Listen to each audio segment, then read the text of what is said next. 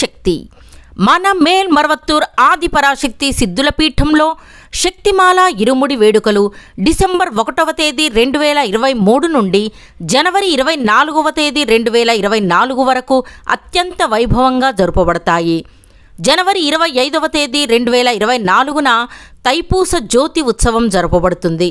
కావున భక్తులందరూ విచ్చేసి ఈ వేడుకలలో పాల్గొని ఆ అమ్మవారి అనుగ్రహానికి పాత్రులు కండి. ఓం శక్తి.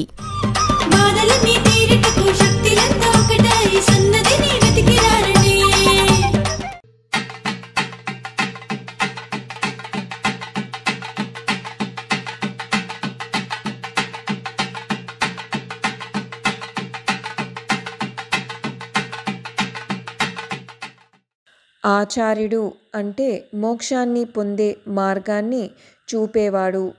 ఆచార్య దేవో భవ.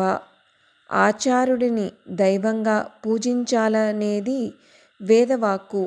కానీ ఈ ఆచార్య అభిమాన మార్గం ఆచార్యుడుగా లేని కారణంగా చాలాసార్లు ఫలించదు.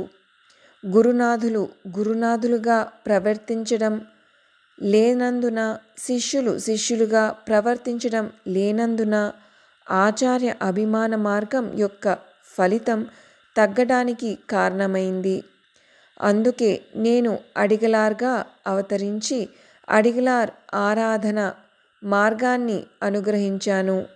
ఇదే చివరి దశ, ఇదే అంతిమ పద్ధతి. దీని వివరణేమనగా, భారతదేశంలో తప్పుగా అర్థం చేసుకున్న మరియు దుర్వినియోగం చేయబడిన ప్రసిద్ధ సామెతలలో ఒకటి మాతృదేవో భవ, పితృదేవో భవ, ఆచార్య దేవో భవ. చాలామంది ప్రజలు జన్మనిచ్చిన తర్వాత తమ పిల్లలు తమను దైవంగా భావించాలని ఆశిస్తారు. అది అలా జరిగితే చాలా మంచిది. కానీ తల్లిదండ్రులు ఆదర్శవంతమైన దైవిక జీవితాన్ని గడపాలని మరియు పిల్లలను ఆ మార్గంలో నడిపించాలని భావిస్తున్నారా? అత్యంత భౌతిక జీవితాన్ని గడుపుతూ మరియు వారి పిల్లలను అదేవిధంగా ప్రోత్సహించే ఆధునిక తల్లిదండ్రులు పిల్లలు తమను దైవంగా భావించాలని ఆశిస్తే ఎలా కుదురుతుంది? అదేవిధంగా బాహ్యంగా ఆధ్యాత్మికను ప్రదర్శిస్తూ అంతర్గతంగా భౌతికవాదాన్ని పాటించే ఆధునిక గురువులు తమ శిష్యులకు మోక్షాన్ని పొందుటలో ఎలా సహాయపడగలరు?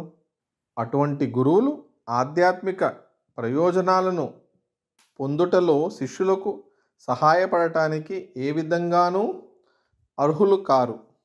ఆ పరిస్థితిని సరిదిద్దడానికి ఇక్కడ పేర్కొన్నట్లుగా ఆదిపరాశక్తి స్వయంగా అడిగలార్గా అవతరించింది. ప్రతి ఒక్కరూ అడిగలార్ పాదాలను పట్టుకొని ఆయన సూచనలను జాగ్రత్తగా పాటించాలి. ప్రపంచం యొక్క ఒత్తిళ్లకు మరియు ఆకర్షణలకు బలి కాకూడదు. లేకపోతే వారు ఈ సువర్ణావకాశాన్ని కోల్పోతారు. ఓం శక్తి. ఆధ్యాత్మికంలో ఎదగాలి అంటే మన బంగారు అమ్మ తెలుగు యూట్యూబ్ ఛానల్ను తప్పక సబ్స్క్రైబ్ చేసుకోండి. అమ్మ సూచించే మార్గాన్ని అనుసరించండి.